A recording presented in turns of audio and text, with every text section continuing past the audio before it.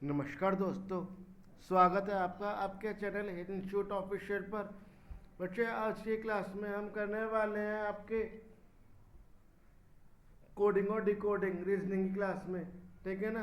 तो उससे पहले ना मैं आप लोगों को अपना डेली शेड्यूल बता दूं एक बार। जो नए बच्चे हैं, देखो हमारे ना मॉर्निंग में 7 बजे सबसे पहले मैथ की क्लास आती है। उसके बाद में 4 बजे शाम को हमारी जनरल अवेयरनेस की क्लास आती है। और अब जो हमारी क्लास है ये रीजनिंग वाली आ रही है हमारी कितने बजे, 7 बजे क्लास आ रही है। ठीक है बच्चों। फिर उसके बाद में आपको मुझे कोडिंग डिकोडिंग करानी है। उससे पहले मैं आपके लिए थॉट लेकर आया हूँ एक यहाँ पर। क्या कोडिंग और डिकोडिंग सिर्फ संख्याओं या शब्दों की जो खेल नहीं है, बल्कि ये मानसिक चुनौती है जो हमारी सोच और समझ को एक नई दिशा देता है। ठीक है।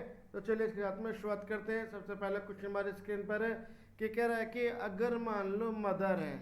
क्या लिखा हुआ है बेटा? बिल्कुल ध्यान से समझना, बहुत इंपॉर्टेंट क्वेश्चन हैं ये आपके। कहीं पर भी वीडियो को आपको स्किप नहीं करना है। कह रहा है कि अगर आपके पास में क्या वर्ड है, मदर वर्ड है ना। देखो मैं लिख रहा हूँ यहाँ पर MOTHER, मदर वर्ड है आपका, है ना। इसको ना मैं कैसे लिख सकता हूँ बेटा? इसको ना मैं लिख सकता हूँ, मान लो JRQKBU। तो कह रहा है अगर मैं इसको वैसे लिख सकता हूँ तो फिर मैं प्रिंसिपल को PRINCIPAL, इसको प्रिंसिपल को मैं कैसे लिख सकता हूँ? तो देखो उसके लिए हम कैसे करेंगे।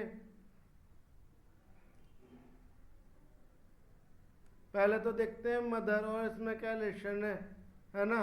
तो देखो M और J में ना -3 हो रहे हैं, O और R में +3 हो रहे हैं, इनमें -3, ये +3, -3 और +3, है ना। जे के से 3 बार एम आता है, ओ के 3 बार आर आता है, आर क्यू के 3 बार टी आता है, एच के 3 बार में के आता है। तो इसी तरीके से ना हमारा ये प्रिंसिपल बनेगा। तो बेटा प्रिंसिपल में पी से 3 पहले होता है मेरा एम। ठीक है। आर के 3 बाद में क्या आता है? एम पी के RSTU। ठीक, तो क्या आ गया? एम और यू। तो देखो ये MU है नहीं, ये भी नहीं है, ये भी नहीं, तो मेरा आंसर हो गया MU। तो आप ना जब इसको प्रॉपर करोगे तो ये आ जाएगा। देखो यहाँ पे -3 में ये आया, +3 में ये आया, फिर -3 में आई से 3 पहले मेरा आता है F। F के बाद में 3 जोड़ो, F के बाद में क्या है? GH और I, है ना। तो N के 3 बाद में मेरा Q, C से 3 पहले मेरा आता है Z। तो देखो Z पे ना खत्म हो गया तो फिर A B और C, समझ गए ना। फिर I से 3 बाद में आता है मेरा L, P से 3 पहले आता है M, A के 3 बाद आता है D, और L से 3 पहले आता है I। तो आ गया मेरा ये वाला वर्ड। ठीक, बिल्कुल सही आंसर है ना हमारा। सेकंड क्वेश्चन हमारे पास में कह रहा है कि अगर मान लो ना मैं B = 2 लिखूंगा और बैग = 10 लिखूंगा, तो बेटा फिर मैं बॉक्स को क्या लिखूं? तो हमें क्या करना है, बड़ा सिंपल है ये। तो देखो B = ना 2 है, तो मैं ना यहाँ पे B = 2 मान लूँ। तो अगर मैं B = 2 मानता हूँ, अगर तो इस हिसाब से ना बेटा जो इसकी प्लेस होती है ना B की, वो 2 ही होती है। तो अगर मैं सिंपल अगर प्लेस मान के चलूँ तो A की प्लेस कितनी होती है? 1, है ना। और G की प्लेस कितनी होती है बेटा? G की प्लेस होती है 7। तो 7 + 1 8 + 2 10, यानी कि ये इनकी प्लेस वैल्यू आ रही है यहाँ पे, है ना। तो ऐसे मैं बॉक्स की मैं रख दूँ, B की वैल्यू होगी मेरी 2, O की वैल्यू होती है मेरी 15, और X की वैल्यू होती है मेरी कितनी होती है? X की वैल्यू मेरी होती है 24। तो जब मैं इन तीनों को प्लस करूँगा ना तो ये कितना हो गया मेरा, ये आ जाएगा बेटा, ये आ जाएगा 4 9 10 11 1 2 3 और 1 4, ये आ गया मेरा 41, है ना। ठीक है, फिर नेक्स्ट क्वेश्चन है मेरा क्या कि अगर मान लो O W L is equal to 50 है और इसमें एन इज इक्वल टू 15 है, तो फिर टाइम इज इक्वल टू क्या होगा। तो बेटा बिल्कुल सेम वही प्रोसीजर है, यहाँ पे एम में एन इज इक्वल टू 14 है, तो एन की जो प्लेस वैल्यू होती है ना बेटा वो 14 ही होती है। तो यहाँ पे ना उसी के बाद में रख लेते हैं, ओ की होती है मेरी प्लेस वैल्यू 15, डब्ल्यू की होती है 23, एल की होती है मेरी 12। अगर मैं इन तीनों को ऐड करूं तो ये 5 5 10, 2 और 1 3 और 1 4 और 1 5 50 आ गया ना। तो यानी कि यहाँ पर भी मुझे ना प्लेस वैल्यू रखनी है इनके। तो इसकी होती है मेरी 20, आई की होती है मेरी 9, एम की होती है मेरी 13 और ई की होती है मेरी 5। तो मैं इनको ऐड करूं तो ये मेरा कितने हो जाएगा, 6 7 8 8 8 8 16 17 का 7 और 2 और 3 और 1 4 47 हो गए। ठीक है बेटा, अब नेक्स्ट क्वेश्चन मेरे पास में नेक्स्ट क्वेश्चन दिया हुआ है, यहाँ पे क्या दिया हुआ है, नेक्स्ट क्वेश्चन दिया हुआ है कि अगर मान लो मैं ना ए आर सी को कुछ इस तरीके से लिख सकता हूँ और एच आई टी को ना मैं कुछ ऐसे लिख दूँ, तो बेटा चेयर को मैं कैसे लिखूँगा। तो देखो कैसे लिखेंगे हम चेयर को। अब यहाँ देखो ए की जगह में मैंने क्या बनाया हुआ है, तो यहाँ पे ना ए की जगह पे मैं ना ये वाला सिंबल बना दूंगा। आर की जगह मैंने ये बनाया हुआ है, तो यहाँ पे ना आर की जगह पर मैं ये वाला बना दूंगा। सी पर मैंने ये सिंबल बनाया, तो यहाँ पे ना सी की जगह मैं ये वाला सिंबल बना दूंगा। एच पे मैंने ये करा, तो यहाँ एच की जगह मैं इसको बना दूंगा। यहाँ आई की जगह ना मैं फिर ये सिंबल बना दूंगा। तो यहाँ पे देखो ये आ गया सिंबल मेरा, है ना। तो ये मेरा इसका कोड हो गया। तो ये कितना हो गया, ये थर्ड वाला हो गया इसका। ओके, आ गया समझो बेटा सबको।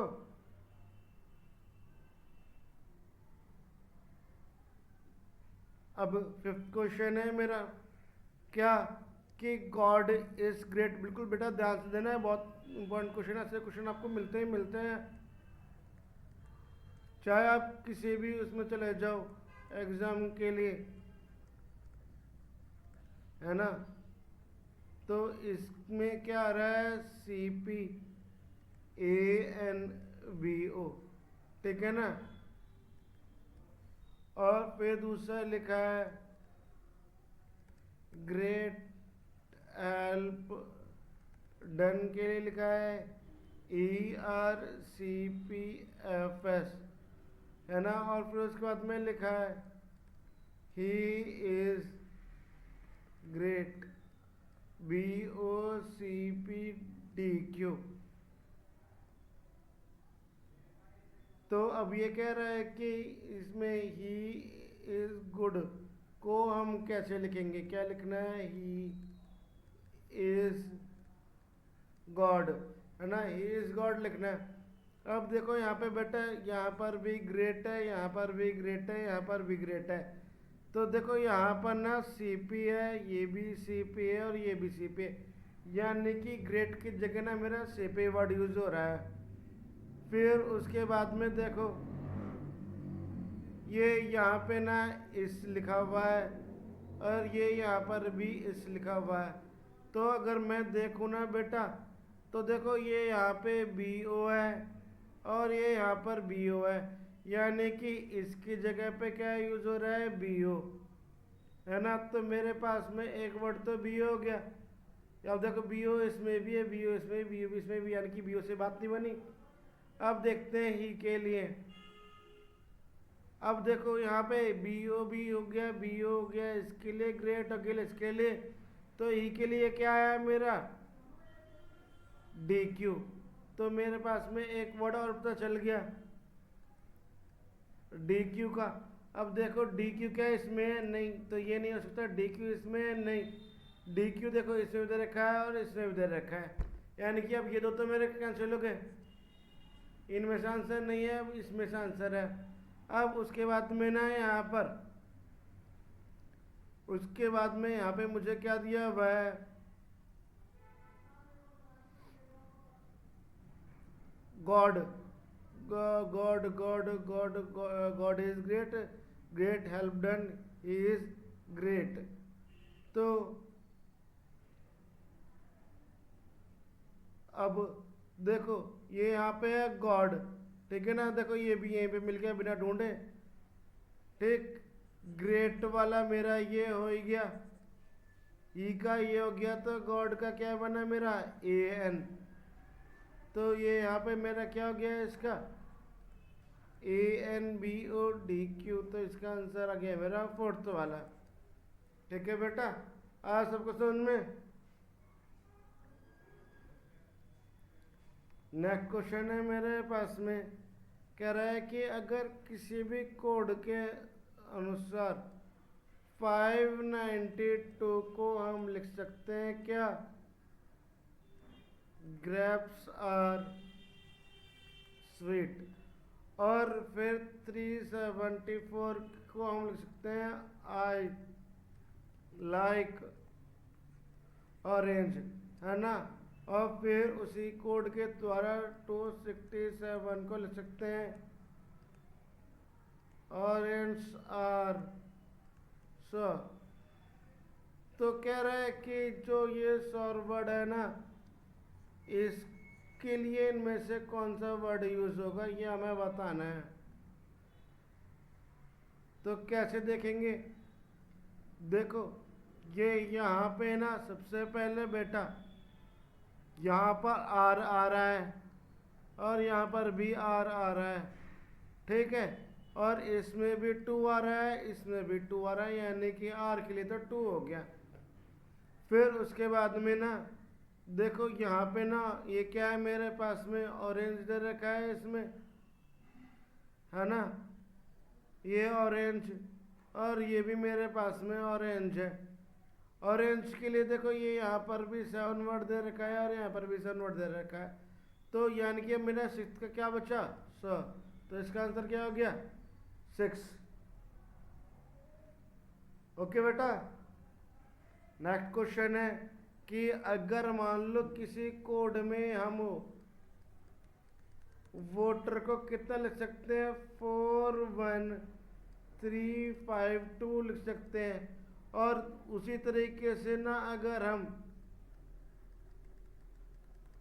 हीटर को कितना लिख सकते हैं 743654, और फिर मैं ना उसी तरीके से TEASER टीजर को लिख सकता हूँ मैं कितना 645834। तो अगर मैं ना ऐसे लिख सकता हूँ, तो वो कह रहा है कि जो ये एस वर्ड है ना एस, तो एस के लिए कौन सा वर्ड यूज होगा।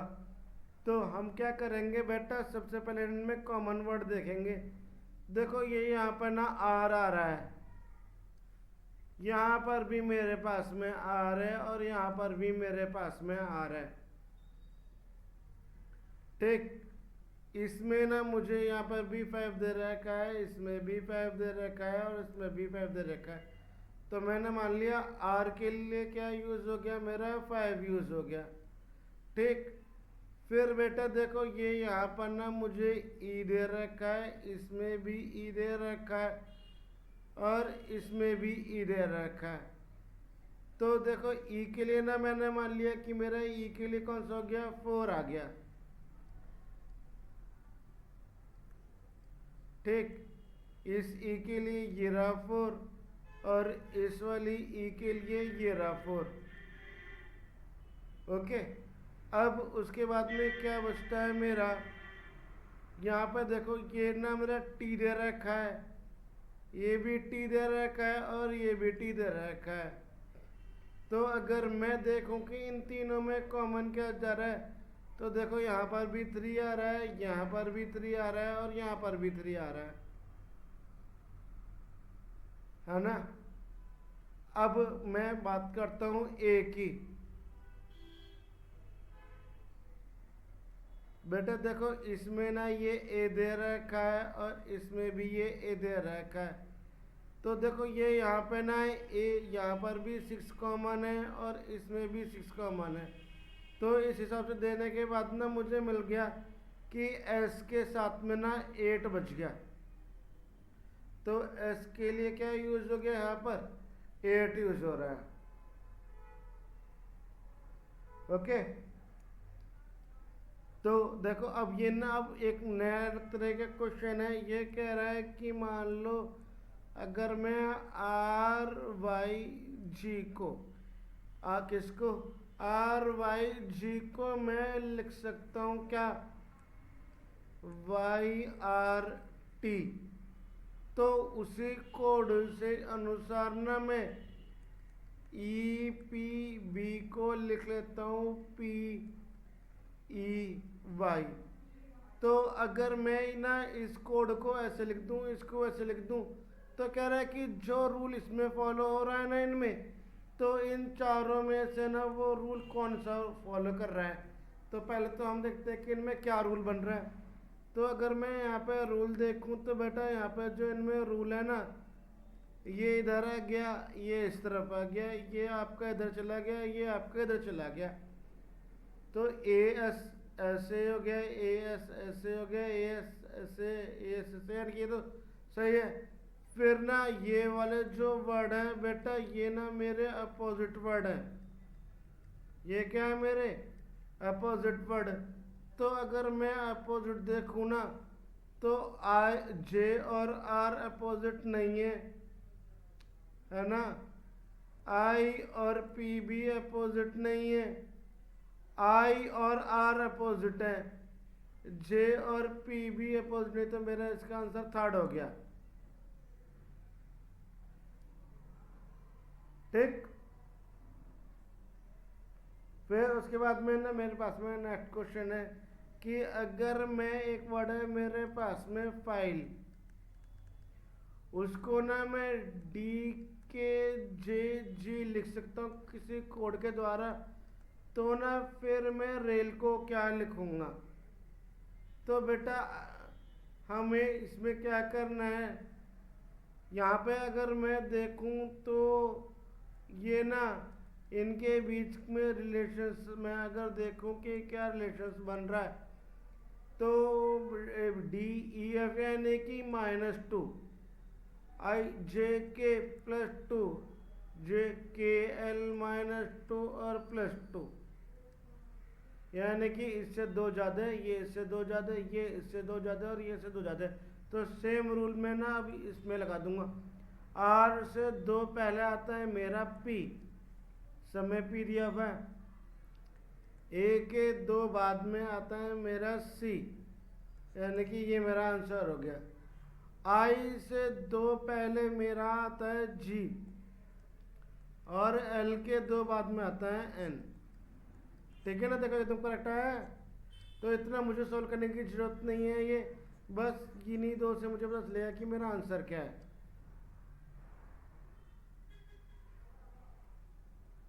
ना। आप पूरा सॉल्व नहीं करते क्योंकि आंसर तो मुझे दिए हुए, मुझे तो सिर्फ फाइंड आउट करना है कि इनमें से कौन सा इसका आंसर हो सकता है, बस बात खत्म। ठीक है, अब देखो यहाँ पे एक नया तरह का क्वेश्चन दिया हुआ है। ये दिया हुआ है बेटा, अगर मैं ना एयरपोर्ट को क्या लिख सकता हूँ, AROTIPR लिख सकता हूँ। तो उसी कोड का यूज करके एनालॉगी को मैं क्या लिख सकता हूँ। तो अगर मैं देखूँ, ए का ए हो गया, आई का आर, आर का ओ, पी ओ, फिर आर का पी बन गया, यहाँ पे आर का ओ बन रहा है, यानी कि ऐसे तो कोई कोड नहीं आना ना इनके तरीके से। तो मैं ना यहाँ पे इसके लिए एक तरीका और है मेरे पास में, हम उस तरीके कर सकते हैं। कैसे, मैंने इनको नंबर लिख लूँ यहाँ पे 1 2 3 4 5 5 6 और 7। ठीक, तो अगर मैं यहाँ पे मैंने ये जो नंबर लिख लिए तो मैं इन नंबरों के अकॉर्डिंग मैं यहाँ पे देखूँ तो देखो ये बेटा यहाँ पे फर्स्ट नंबर, यहाँ थर्ड नंबर, यहाँ फिफ्थ नंबर और ये सेवन्थ नंबर। समझ गए ना? यहाँ पे सेकंड नंबर, यहाँ फोर्थ नंबर और ये आपका सिक्स्थ नंबर। यानी कि ये यहाँ पर, ये यहाँ पर, ये यहाँ पर और ये यहाँ पर। ठीक, और फिर उसके बाद में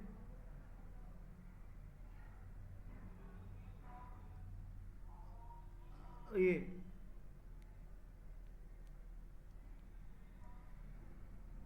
आई यहाँ पर, पी यहाँ, आर, ये आपका पी यहाँ पर और आर यहाँ पर, है ना? तो वही फॉर्मूला हम यहाँ पे लगा के कर देंगे। 1 2 3 4 5 6 और 7। यानी कि पहला तो फर्स्ट आ जाएगा ए, समय ए दिया हुआ है। फिर उसके बाद में थर्ड वाला लेटर आएगा ए, यानी कि इसमें भी ए, इसमें भी ए, इसमें भी ए। ये ना हो सकता, ये कट गया मेरा। ठीक है, फिर थर्ड के बाद में मेरे कौन सा आ रहा है? फिफ्थ वाला आ रहा है ओ। देखो इसमें भी वो दिया हुआ है, इसमें भी वो दिया हुआ है, इसमें भी। भाई ये तो पूरे लास्ट तक चलेगा है। फिर 5 के बाद में मेरा आ रहा है 7, यानी कि वाई। अब ये नहीं है, ये नहीं हो सकता, ये ना हो सकता, तो मेरा आंसर हो गया इसका फोर्थ। ठीक है बच्चों, नेक्स्ट क्वेश्चन है हमारे पास में, कह रहा अगर मान लो, देखो ये एक अलग तरह का बिल्कुल बहुत बढ़िया तरीके से क्वेश्चन है ये, और हमारे पिछले एग्जाम में भी आया हुआ है, इसलिए ना बिल्कुल ध्यान से देखते हुए चलना। यहाँ पे कह रहा है कि अगर किसी कोड के अनुसार PUN को हम लिखते हैं OQ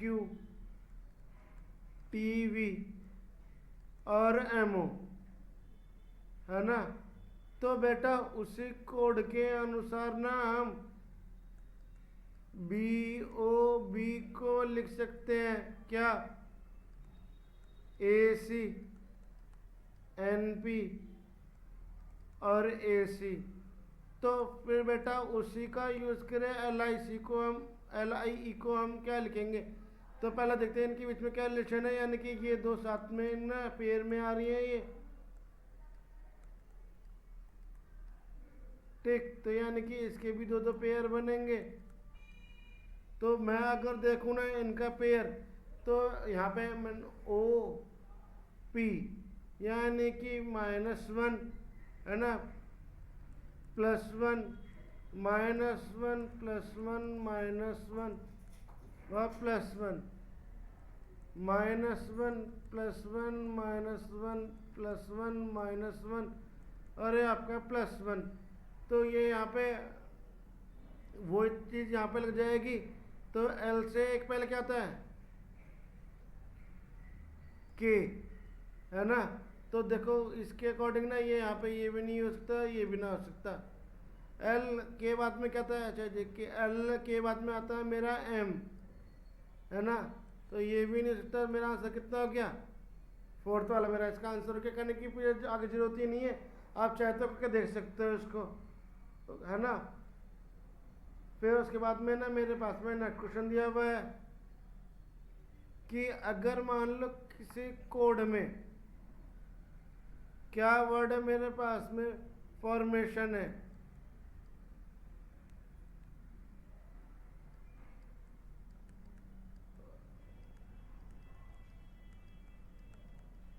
ठीक, फॉर्मेशन को ना वर्ड को मैं कैसे लिख सकता हूँ? ZPXTJOBPL। फिर उसमें दूसरे में एक और दिया हुआ है मेरा रेशल, RACIAL को मैं लिख सकता हूँ XJNBJQ। तो कह रहा है कि अगर मैं इसको ऐसे लिख सकता हूँ, इसको ऐसे लिख सकता हूँ, तो मैं रेशनल को क्या लिख सकता हूँ? है ना। तो देखते हैं किसको कैसे होगा बच्चों। देखो जरा सारे सारे हम क्या कर सकते हैं इसमें। अब ये यहाँ पर मेरे पास में F Z M O P B M T A J, इनका तो कोई रिलेशन बन ही नहीं रहा। तो हम ना अगर मैं इसको देखूं तो मुझे ना यहाँ से कुछ ऐसा नज़र आ रहा है कि देखो यहाँ पे सबसे पहले मेरे पास में आर है, तो मैं ना आर की जगह मुझे क्या दिया हुआ है यहाँ पर, वाई दिया हुआ है, ठीक है। और सॉरी ए एक्स दिया हुआ है, ये एक्स है ना, एक्स है। आर के लिए मुझे एक्स दिया हुआ है और यहाँ पर भी ना मुझे आर में एक्स दिया हुआ है। तो यहाँ ना मैं एक्स का यूज़ कर सकता हूँ। तो अगर मैं एक्स का यूज़ करूँगा तो ये मेरा गलत हो गया, ये भी मेरा गलत हो गया। फिर है मेरे पास में ए, बेटा ए की जगह मेरा दिया हुआ है जे, यहाँ पर भी ए की जगह मुझे जे दिया हुआ है, तो यहाँ पर मेरा जे हो जाएगा, यानी कि इसमें भी सही इसमें भी सही चल रहा है। फिर टी, टी का ना मुझे क्या दिया हुआ है, यहाँ पर ओ दिया हुआ है टी के लिए, तो यहाँ हो गया मेरा ओ, ये भी सही चल रहा है। यानी कि आई, आई का मुझे यहाँ पे दिया हुआ है बी, तो यहाँ हो गया मेरा बी, बी भी ये चल रहा है। फिर ओ, ओ का मुझे दिया हुआ है पी, है ना, तो यहाँ पे लिख लेंगे हम पी। यहाँ तक भी बिल्कुल सही चल रहा है, बिल्कुल लास्ट तक जाएगा ये क्वेश्चन। अब एन, एन के लिए दिया हुआ है मुझे यहाँ पर एल, ठीक है, तो यहाँ हो गया मेरा एल। तो ये देखो यहीं पर मेरा एक ये एल आ गया, ये जे आ गया, तो मेरा ये कट गया, तो मेरा इसका आंसर कितना हो गया, फर्स्ट वाला, ठीक है ना। ए की जगह पे मुझे जे दिया हुआ ही है, पूरा कर लेते हैं। और एल की जगह पे ना मुझे एल, एल कहाँ पर है, एल, एल की जगह पे मुझे क्या दिया हुआ है, क्यू, है ना। आ गया ना ये वाला आंसर, ठीक है बच्चों। फिर उसके बाद में ये जो 10th क्वेश्चन है ना, ये आपको होमवर्क में करना है, ठीक है। मुझे ना कमेंट सेक्शन में करके दिखाओगे। ये 14th वाला भी आप लोग मुझे कमेंट में करके दिखाओगे। 15th क्वेश्चन है मेरे पास में, क्वेश्चन है डेंसिटी। अगर मान लो ना ये डिस्टिनिटी,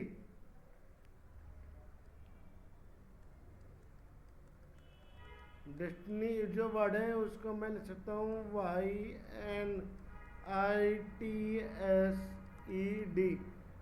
तो मैं डिस्टिनिटी को मैं क्या लिखूँ, तो मैं यहाँ पे देख रहा हूँ, तो इसमें ना मुझे बिल्कुल साफ साफ नज़र आ रहा है हमें क्या, वाई ना यहाँ पर आ गया, उसके बाद में एन आया, फिर ये आया, फिर टी आया, फिर एस है, फिर ई है, फिर डी है। यानी कि अगर मैं साफ साफ लिखूँ 1 2 3 4 5 6 और 7, तो ये 7 6 5 4 3 2 1, है ना। तो बस ये वाला फॉर्मूला यहाँ लगा दो, 1 2 3 4 5 6 7, Y T I N G I D, ये इसका आंसर हो गया।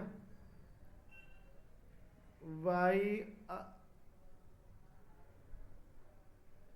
Y T Y T Y T, ये भी नहीं होगा, ये भी नहीं होगा, ये भी नहीं होगा, इसका आंसर हो गया मेरा ए, ठीक है बच्चों। अरे एक मिनट,